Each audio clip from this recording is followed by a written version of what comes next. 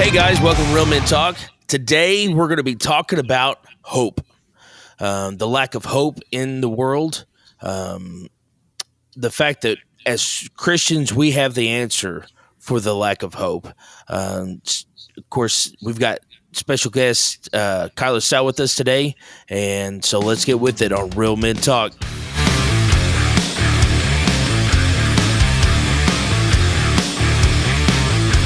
Welcome to Real Men Talk, discussing the tough issues facing men and their families every day. Here are your hosts. All right, guys, welcome back to Real Men Talk. We got Kyler Stout with us. What's up, Kyler? Hey, guys. So today we're going to be talking about hope. This is something that I've just been really burdened with lately. It just seems that everywhere I turn, there's just a lack of. There's so much fear. I've never seen the level of fear that I see today. And I didn't know that I would be able to see it. Let me put it like this.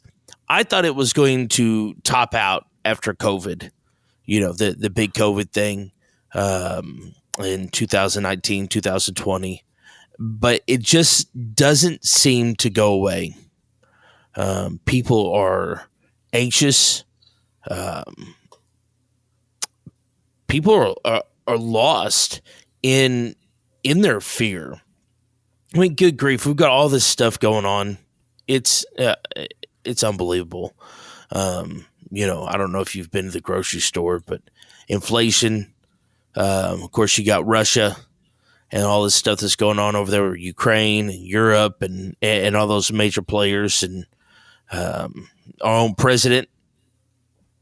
I'll leave that one alone. Yeah, that it speaks for itself. Yes, it does. Stock markets. Here we are. Regardless of what our government says, we're sitting in the middle of a recession, and they just forgave $10,000 of student loans for people who make under $150,000. Although the gas tax alone is bad enough that was inside that bill. So gas come down a little bit, but here before too long it's going to go back up another 25, 30 cents a gallon. And people are already hurting. No wonder they're scared. No wonder they're terrified. And then on top of all that, we still have COVID. We still have COVID lingering around, and people are they're terrified. So I was looking at some of these percentages, some statistics. So the percentage of adults with anxiety symptoms increased from 36.4% to 41.5% between 2020 and 2021. I mean, that's almost 50% of adults deal with some kind of anxiety symptoms. That's ridiculous. Yeah, it's mind-boggling. I don't quite understand. I mean, I understand why people are scared. Especially for the ones who don't know Christ. I could see why you would be terrified. Especially if you got children, anything like that. Another one that I had found. So in 2017, there was about 284 million people who suffered from anxiety disorder. And then anxiety statistics for 2021 show that anxiety is currently regarded as the most common mental health disorder, closely followed by depression. And you see this stuff, and you can see it. Go to Walmart.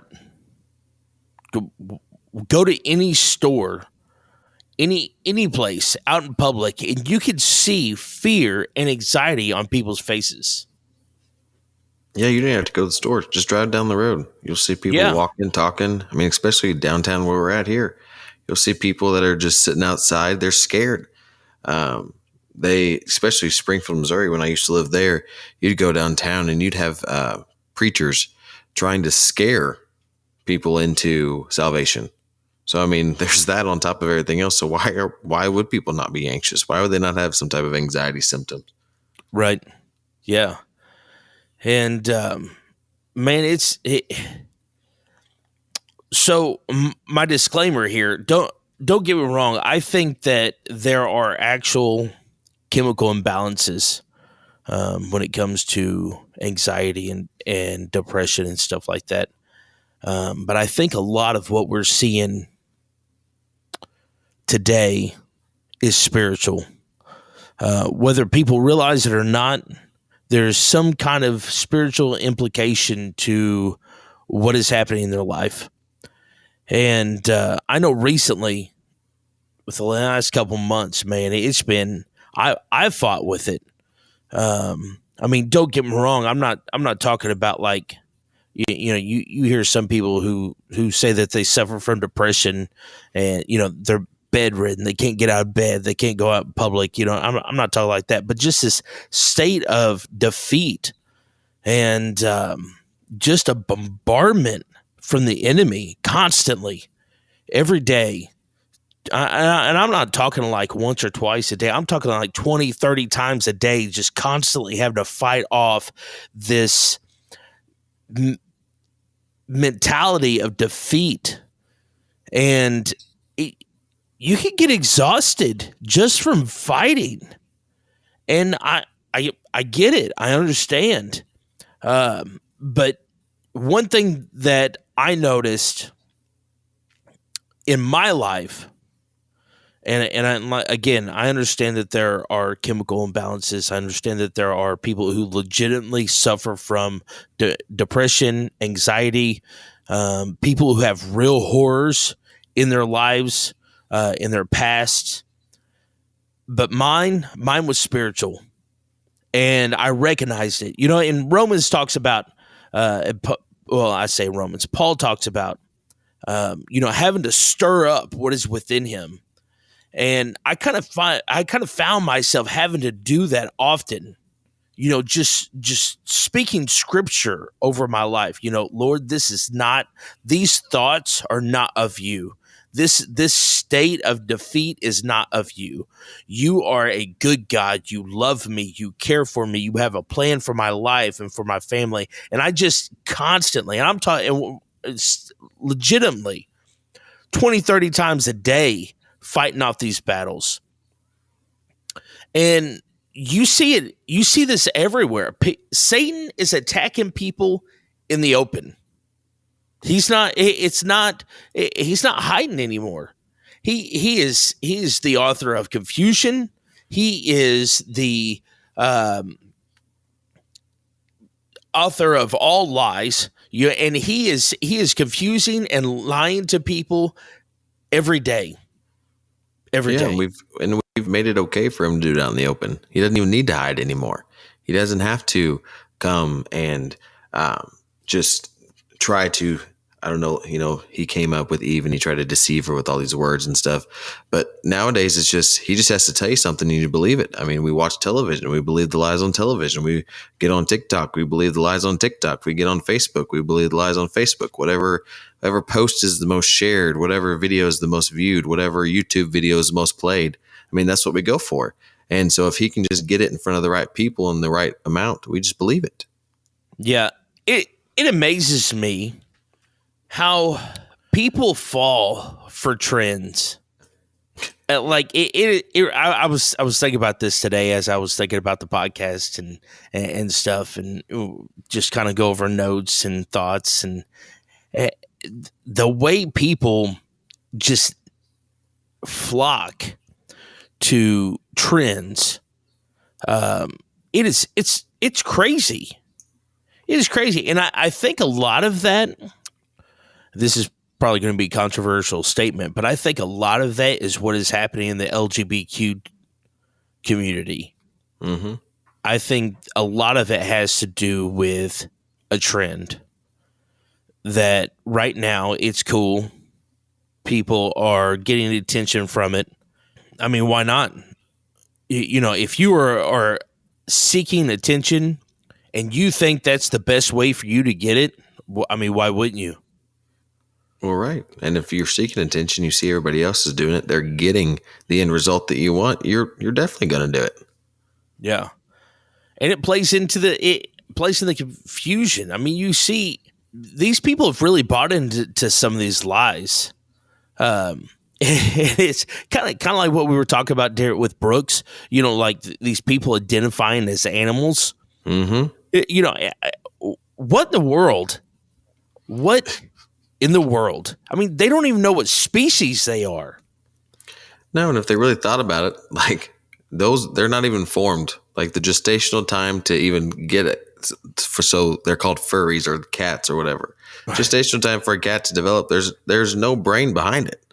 So you are literally trying to identify with something that doesn't even have the fully deformed or formed thoughts, brains, nothing. Right. Just think for just a second before you decide that you want to identify something. Yeah, it's. I don't know if you ever listen to or follow Matt Walsh from Daily Wire.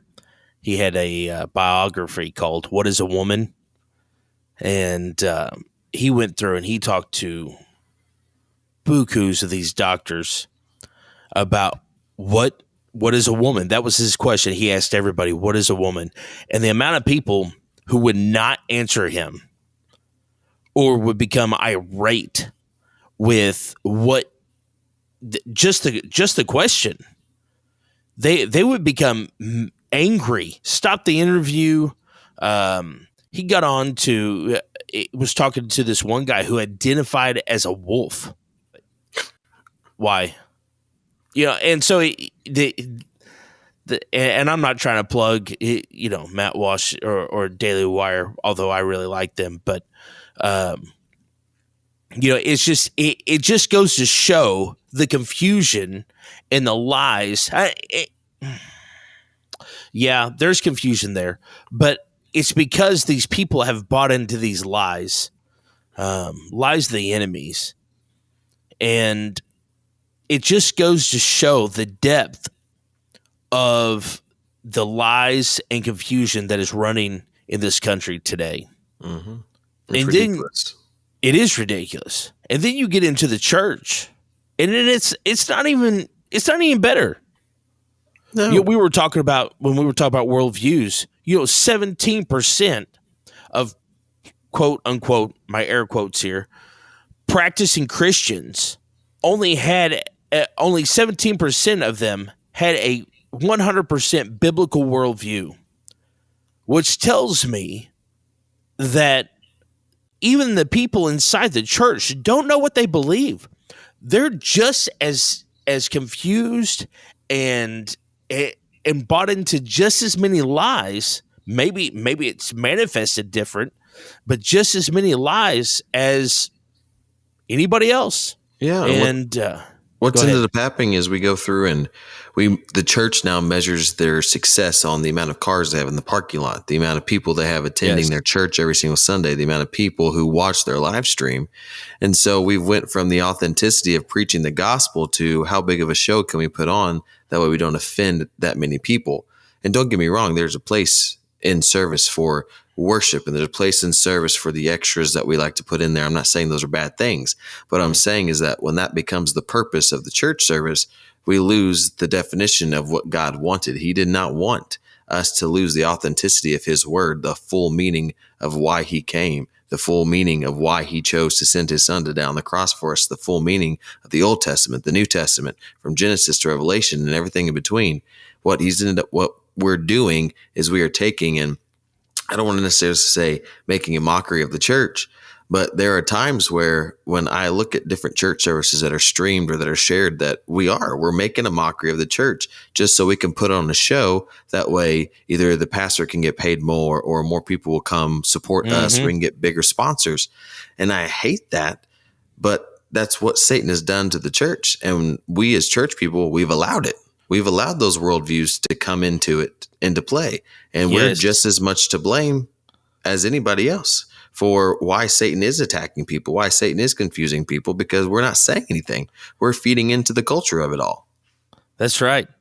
That's right. And you look at how big the quote unquote woke church is right now.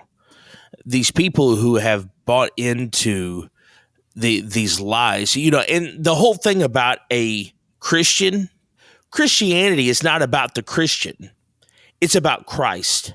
Right. And as a Christian, that is our sole focus, is Jesus Christ. And anything outside of that, it's not really Christianity. You can't. There are churches who don't believe in the atonement. And it's like, what? Why even classify yourself as a Christian? Because it makes you feel better about yourself, or it makes you. So even inside the church and church as a whole, people are just as confused and just as fearful and just as lost as anybody outside of the church. We fall into that. We want to. Everything has to have a meaning. Everything has to have a purpose. Everything has to have a more in-depth definition. Right. I mean, as Christians, the definition is we are Christ followers. Cut point blank dry. That is it. You are a Christ follower. You are to follow the teachings that are written in the Bible. You don't need to go in more depth. You don't need any altering life experiences, which, yes, the Lord will give you those things and he will provide for you. And there are some things that's earth shattering once you start following God and really accepting who he is, because he can do all things. I mean, he's God. But he wants you to start out with the simple obedience and simplicity of follow me. That's right. Yeah. We make it a lot more difficult than it has to be. And the way people want, such materialistic reason for life, they don't want to grasp a hold of the fact that there is an infinite, timeless God, because it's so much bigger than he is so much bigger than we are. And when we look at the meaning of life, we want something materialistic. We want something we can grab a hold of. And so it's easy to fall into those lies that Satan is playing into us. So we're going to take a small break. When we come back, we're going to talk about some more lies, but there's good news. There's good news. And let's take this break. We'll get back with it. This portion of Real Men Talk is brought to you by the Jeweler's Bench. They are a full-service jewelry store offering many styles of gold, silver, diamonds, and gemstones. And all jewelry repair is done in-house, so you can get your treasured pieces back as soon as possible. They are also a licensed Citizen Watch dealer. Make sure to visit them today at 1353 North Westwood or call 573-686-1522. Call or stop in and thank them for bringing you Real Men Talk. If you want to join in the conversation, join us on Thursday nights at 6:30 p.m. We gather with other like-minded Christian brothers to discuss hard-hitting topics that affect men on a daily basis and use a biblical approach to overcome common strongholds that affect our families. We show men the importance of being the spiritual leader of their home and what it means to be a real man in the eyes of Christ. Join us at the Palace of Praise, located at 1400 Herschel Best Boulevard in Poplar Bluff, Missouri. We meet in room 400 every Thursday. Come be a part of the discussion. Recover 2022 is coming to the Palace of Praise on Saturday, September 10th, beginning at 11 a.m. Recover 2022 is a recovery festival featuring resources for those battling addiction, and will have experts on hand to guide you in the right direction to get the help you need. Recover 2022 also features games, food, and family fun for the entire family. Come hear powerful speakers and awesome praise and worship music. Recover 2022 is happening at the Palace of Praise Church in Poplar Bluff, Missouri. For more information about this event, please contact the church office at 573-785-4232. Recovered 2022, September 10th at the Palace of Praise in Poplar Bluff, Missouri.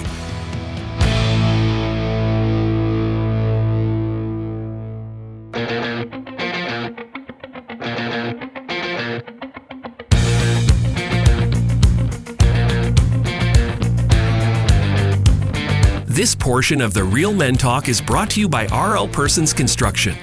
For over 29 years, they have been a regional leader completing projects that include private, municipal, state, and federal agencies of all types. From mass grading, utilities, concrete of all types, to buildings both conventional and pre-engineered steel. You can expect excellence in all aspects of their finished work. Contact them today at 573-686-1323 and let them know you appreciate them bringing you Real Men Talk. If you have a question about this week's show, please drop us an email to realmen@palaceofpraise.com. We would love to hear from you. And now back to the show with Anthony and Kyler.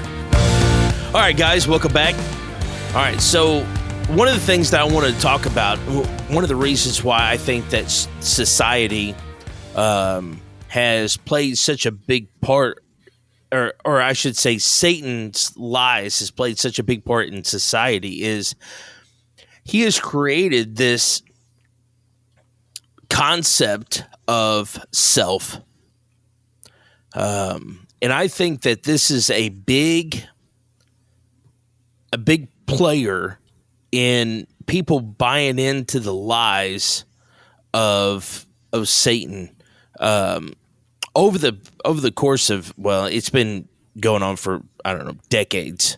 But we've established this, everything is about me. What can I do to make myself happy? What can I do to, have a better life? What can I do to succeed? Where it's all about us. And don't get me wrong, there's nothing wrong with having nice things. There's nothing wrong with living in a nice house, driving nice vehicles, anything like that. But when you revolve everything around me, around yourself, if you're driving a $100,000 vehicle, fantastic. But if you have to work 100 hours a week and have no time for anything else to get that, you don't need it. Put God first. He'll take care of everything else. And instead, it's all about, it's such a postmodernism society. Whatever we can do to make ourselves happy. And we've in doing that, we've completely taken God out of the equation. I mean, look, he's not in our schools. He's not in our courthouses. He's not in our anywhere. They're trying to take him off the dollar. They're trying to abandon the Constitution. I mean, the list goes on of the heresy in this country against God, and it's hard. It's hard because what happens is, you can strive, you can try to do everything yourself, but what's going to happen is eventually you're going to wear down. Mm-hmm. And that's the reason why people are hopeless. If we weren't made to do that. We weren't made we were made for a creator. And he wants to take care of us. He designed us to take care of us. It's crazy. It's mind-boggling. Okay, so you have the creator of all things, the universe, the earth, people, everything. First John said, or John chapter 1 says that everything was, he made everything, and everything that was made, he made. There wasn't anything that is made that he did not make. And when we try to take that out of its element, it distorts the design of the way that God created it. And so it makes things so much more difficult. It's like trying to drive a screw with a hammer. It's not designed that way. No, it wasn't. When I was reading your notes about, self and bringing it up, I thought to myself, like, how many expectations as men do we have to uphold? Like, what can I do to succeed? Like, it's ridiculous. So I then got to Googling, which often leads down to a rabbit trail. There was 57 different Bible verses that talks about the expectations that men are supposed to uphold. Now, in the Bible, they use men interchangeably. So like man, right, as in full man, and men too. So then I went on and I Googled even more. I was like, okay, well, what about the other ones? What about not even the Bible, the worldly expectations? And those were ridiculous. There was 13 expectations over here, 33 over here of what a real man is, 11 over here. And then it just kept going. And I was like, you know what? Let's just see, what's a woman's expectation of men? Well, that list is a little too long. So we then left that one out. But I just kept thinking, I was like, I can't meet those expectations. I cannot do it. I can try, and we are our worst enemy. Men are their own worst enemy because we have to live up to the expectation. We have to live up to the world's definition of what a man should be. And then we're trying to decipher the message in the Bible, trying to overcomplicate it of what God's definition of what a man should be. And hope is hard to have because every single time we think that we meet that expectation, we once again fall short. And then the enemy just drives it more and more. He's like, you know what? You can still do it. You can still make that expectation. Just do it by yourself. Just do it. Do it this way. Do it. Follow me this way, and I'll help you do it a little bit more. But we're not. Then I kept looking, and I was like, the only expectation we have to meet is one, and that's God's expectation of what that is for us. And so I was looking at, I finally just like, okay, what is the Lord's expectation? And there's this whole study. It's on Micah 6:8. It's called, I think it's the Micah Standard or something like that. But it says, this is all he wants from us, is to act justly, to love with mercy, and to walk humbly with your God. That's it. That was all. And I was like, that's an expectation I can meet. But I had to get past all the other 57 expectations, 33 that men put here, 11 over here, to get to that, because what Satan has done is he has taken God's word and he's buried it so deep, or tried to bury it so deep. He only succeeds because we let him, but he's buried it so deep in our minds that he wants us to rely on the world's view instead of us view. And so then I looked at this other study and it was like, the negative bias is what encapsulates our brain now. It's our tendency to only register the negative stimuli. So every time we don't meet that expectation, we bury ourselves further and further trying to get ourselves, trying to get away from God. And you know what?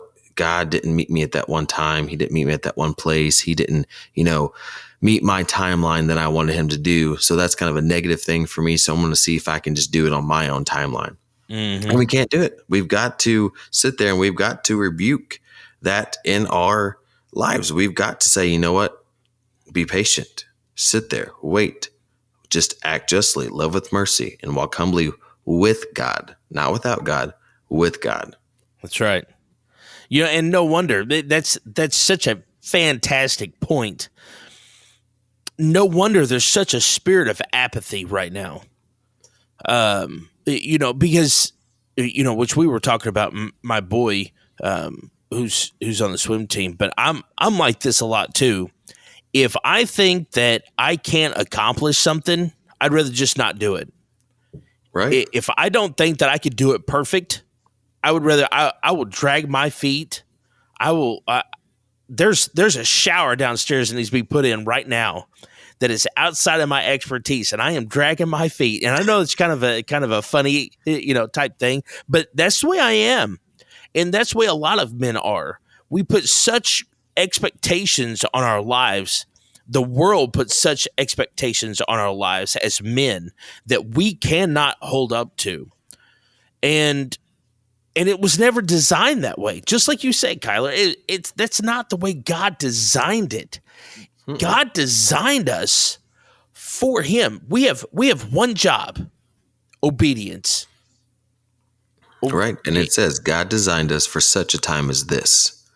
It Yes. doesn't say, only for this time, only for this time, only for this time. Such a time as this. This encapsulates, I keep saying that word. That's going to be the word of the night tonight. This, it's for every season. God has designed you for where you are at right now. He has designed you for the season that you're in. He has brought you to this point to succeed. He never brings you to a point to fail. He brings you to the point to succeed, to meet everything that he's asked you to do, to take you away from the self and to make you part of him, to bring you to that end game. But he's only going to bring you to that end game if you let yourself go. That's right. That's right. So that's put so actually. So that brings me to my next point. So I was thinking about these the lack of hope and different things, and God brought me to this to Judges chapter 6, the story of Gideon, and I like this story of Gideon because sometimes we can get so wrapped up in such the mighty warriors like David and Samson and these big. This guy Gideon, God called him while he was sitting thrashing wheat in a barn, hiding from a war. And when God called him, the first thing that came out of Gideon's mouth was, "Okay, so you call me. So where's God been through all this?" The first thing he does is he questions God. All right, so you're here for me, but where have you been this entire time? Why are we in the situation that we're in? And I don't know about anybody else that may be listening. I've asked those questions. I've been in that spot of hopelessness and not understanding, and be like, God, what are you doing? Where are we go? Why is this happening? What is going on? I need you, and I feel abandoned. And this is the same way Gideon felt. And so, he questions where God is. Then he questions his ability. He's like, "Hey, look." In verse 15, he says, "But you don't understand. I am the smallest in the weakest family, and I'm not equipped for what you are calling me to do. That's not what. I can't. Here I am by myself, hiding from a war that you're calling me to lead. I can't do that." And he gives a reason, and a reason that any normal person, that any worldly person would be like, "Yeah, you're right." He was the smallest man in the weakest family, and yet God called it. And then he questions him yet again. After in verse 17, the angel's talking to him, and he's like, "Look," he said, "all right." He said, if you're really here for me, I want you to prove it to me." And so the angel did. But the angel said something that was so profound in all of this, that if you get nothing else out of this entire podcast, I want you to get this. In verse 15, Judges 6, verse 14, 14. Judges 6, verse 14, it says this. It said, "The Lord turned to him and said, 'Go in the strength you have and deliver Israel from the grasp of Midian. I am sending you.'" This is where we're at. We are Gideon, and we put so much expectations on our lives when, God's calling us to do something, or maybe it's just share the gospel, whatever it is, just share hope with somebody, or maybe it's just speaking into a situation that we are going through, whatever it is. God doesn't expect you to be the best. He doesn't expect you to have all the right answers. He says, "Go in the strength that you have." And in that we can do. I love That's that an he expectation. Go in the strength. So I love the fact that he says, go in the strength that you have, because, and then he says, I am sending you. That speaks to every individual where they are at. You could be completely torn down in that moment. Life has thrown 50,000 things, and I can think of at least 10 people in my head right now that life has thrown things at. But in that moment, if he says, I am sending you, they would pick up whatever it is and they're going to go. It doesn't matter what you've done, whatever little bit of strength that you have with you, that's what the Lord is calling you to use. He's not saying that he's going to just, put you up on this mountaintop and that's the amount of strength that you're going to have and everything. Sometimes all you've got, all that strength that you have is just to say, Lord, I'll do it, but you got to be with me. That's right. That's right. He didn't tell him to go on his own. He didn't say, I'm just going to send you out here by yourself. The only expectation that God has for us is obedience. Go in the strength that you have. God knows. He knows that we are fallible. He knows that we are human. He knows that we are weak in our flesh, that we are incapable of doing the big things that he has for us without him. He knows that. Mm-hmm. But all he wants us to do is take that step. That there is hope.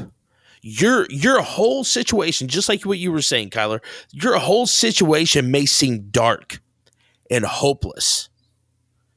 But the hope is that God loves you and he has a plan for you.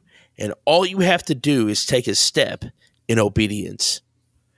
When you go on through the story of Gideon, it's crazy the way that God delivered Israel from the Midians. He goes on, and I'm paraphrasing, but he takes this army, and God's like, "Nah, you got too many," and so he's like, "All right, so if you guys want to turn back, go ahead and turn back." And a certain portion of them turned back and went back home, and then God's like, "Nah, you still got too many." Now we're still talking about Gideon. Okay, we're still talking about this guy who was hiding in the wheat barn, whatever you want to call it, that was hiding from a war. And God's like, "Nah, you got too many people." He said, "All right." He said, "Now go down to the river." He said, "And tell your guys to drink. And everybody who doesn't get down and lap out of the river like a dog gets to stay." He ends up with 300 people. And God delivers. He uses that. And what that goes to show is Gideon did not do it in his own strength. Mm-hmm. He went with the strength that he had, but he did not win that war with his own strength. God used what he had to deliver the Israelites. And just like that, God can use the strength that we have to deliver us from our situation. Maybe it's a family member who is without hope. Maybe it's a loved one. Maybe it's a friend. Maybe it's a coworker. Maybe it's a situation we're going through. Whatever it is, there is hope. And his name is Jesus. There's a story that I love to read as I was researching a little bit more about hope. It was the story of Martha and Lazarus. And the simple question that God asked her was, "Do you believe this?" And it wasn't, he knew that he could raise Lazarus from the dead, right. But it was on her worst day. I mean, she had watched her brother die. Mm-hmm. She had sent for Jesus to come. She knew that he could heal her or heal Lazarus before he even died. And to her, it just looked like he was taking his time. Because she says, "Lord, if you had been there, my brother would not have died." And those words, as she spoke them, I'm sure there was bitterness that came out of her. Because in the midst of her pain, he's going to show up now. After everything's said and done. Like after they're dead, after he's been placed, he's lying in the bed, he's been dead. Yes. And so, but the simple question that he asks, and that he just asks all of us, is, do you believe? Do you believe that I am the hope? Do you believe that I am God? Do you believe that I will help you, that I will love you, that I will take you to the end? And that's all he wants us to know. And if we don't believe, then we need to start picking up our Bible a little bit more. That's right. Because it'll tell us that Christ loves us and that the hope that we're searching for is in him. And it's so many times we look for something so natural, so tangible, so materialistic, something that we can see. And God's like, just trust me. I've got you. Like my plan was never for you to fail. It's never for you to go out at weak and anemic. It's never his plan. His plan is for us to go out strong. Warriors, that whether we feel like it, whether we think that we are capable or not, is irrelevant. Go in the strength that you have. Well, Kyler, I want to thank you again for being on here. Hey, thank you. I always love it when you're on here. And listeners, if you've got any questions about hope, email us. We have an email address, realmen@palaceofpraise.com. You can find us on Twitter, Instagram, Facebook, Real Men Ministries. And if you like this, share it with your friends, repost it, like us, follow us. Let people know, because there are people out there who need hope. There are people who need it. And as always, I want to end in a prayer. Holy Spirit, teach us to be leaders of our homes, of our communities, and of our churches. And as always, teach us to be godly, courageous men. In Jesus' name, amen. You've been listening to Real Men Talk, brought to you by Palace of Praise Church in Poplar Bluff, Missouri. If you would like to get in touch with us, shoot us an email, realmen@palaceofpraise.com, or visit our website at palaceofpraise.com. If you're a man age 16 and up and would like to be a part of the conversation, join us at the Palace of Praise every Thursday night at 6:30 p.m. If you don't have a home church, consider joining us for worship on Sundays at 10:30 a.m. and 6 p.m. Palace of Praise is located at 1400 Herschel Best Boulevard in Poplar Bluff, Missouri. New episodes of Real Men Talk drop every Thursday at 5 p.m. You can find us at iTunes, Google Play, Spotify, Anchor.fm, Amazon, and more. Real Men Talk is a production of Palace Media Service. Real Men Talk has been brought to you this week by RLP Construction in Poplar Bluff, Missouri. For commercial contracting of all types, see RLP Construction today. And by the Jeweler's Bench in Poplar Bluff. They are your one-stop shop for all your fine jewelry needs. They also do in-house repair and are your Citizen Watch dealer. Make sure to thank our sponsors for bringing you Real Men Talk.